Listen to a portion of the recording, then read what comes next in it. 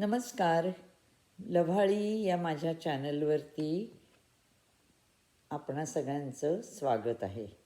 आज इथे memorial day साजरा करत आहेत, त्यामुळे त्याकरता जगभर जे जवान धारातीर्थी पडले त्यांना सगळ्यांना मी नम्र प्रणाम करून कार्यक्रमाची आज सुरुवात करते.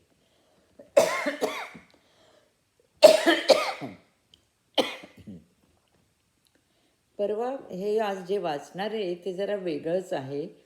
परवा माझ्या लेकीच्या बालपणच्या मैत्रिणी आल्या होत्या आणि खूप दिवसांनी त्या आल्या होत्या आणि घरामध्ये एकदम किलबिलाट झाला. त्याच्यावरती तेव्हा जे सुचलेलं हे स्फुट आहे. मला वाटलं होतं माझा पार आता शांततेच्या पारंब्यात गोठलाय पार. अचानक लांब पळालेल्या चिमण्या माझ्या फर्णहीन फांद्यावरती विसावल्या. त्यांच्या किलबिलाटात माझे कान एकदम सजीव झाले. दूरवर पळालेला वसंत बहरला नि आनंदाची पालवी अवचित फुटली. चिमण्यांची भाषा मला समजली नाही, तरी त्या नादानी रोमारोमातून निशब्द निनादले. मनाचा पारवा स्वानंदात घुमू लागला.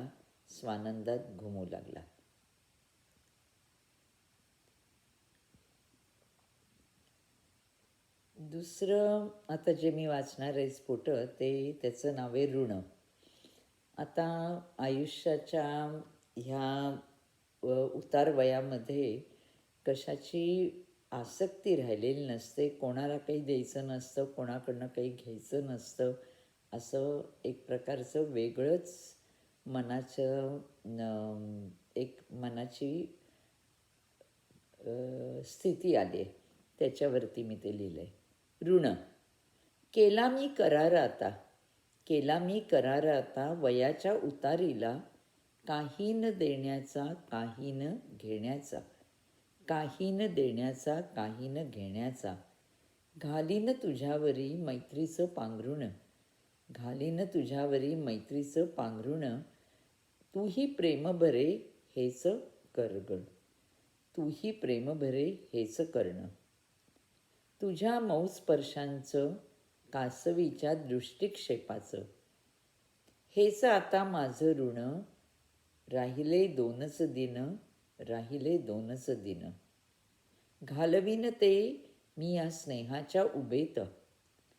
राहिले दोनच दिन घालवीन मी ते आता स्नेहाच्या उबेत. ऐकीन पक्ष्यांचं गाणं सदा. डोळे भरून पाहीन सृष्टीची मजा. आनंद पेरत जाईन वाटेवरी. हात मदतीचा पुढे करेन. भेटेल जो वारकरी. आता आहे त्याचं नाव आहे पहाट. अजून काळोख रेंगाळतच होता. पश्चिमेकडे मावळता रुपेरी बत्तासा पाहायला मिळेल या आशेत मी उतावीळपणे खिडकीचा पडदा बाजूला सारला. गेले काही दिवस आकाश मळबलेलं होतं. मी उतावीळपणे खिडकीचा पडदा बाजूला सारला, पण पौर्णिमेचं चंद्रबिंब ढगांच्या घुमटात अजूनही लपलेलंच होतं. मी चंद्रवेडी निमूटपणे ढगाळलेलं आकाश पचवून परतू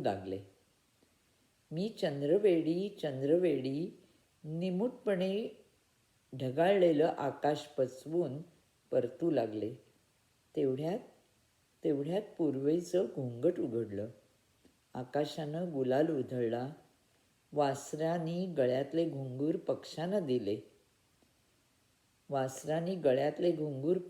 दिले. झुंजू मुंजू गाऊ लागलं, झुंजू मुंजू गाऊ लागलं. मी वेडी हातचं सोडून पलट्याच्या पाठीमागे लागले. मी वेडी हातचं सोडून पलट्याच्या पाठीमागे लागले होते.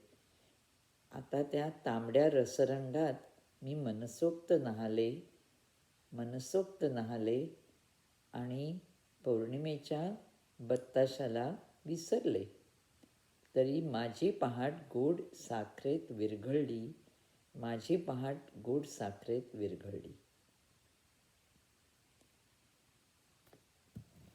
आवडलं नाही आवडलं तरी त्याची पोच द्या ही नम्र विनंती.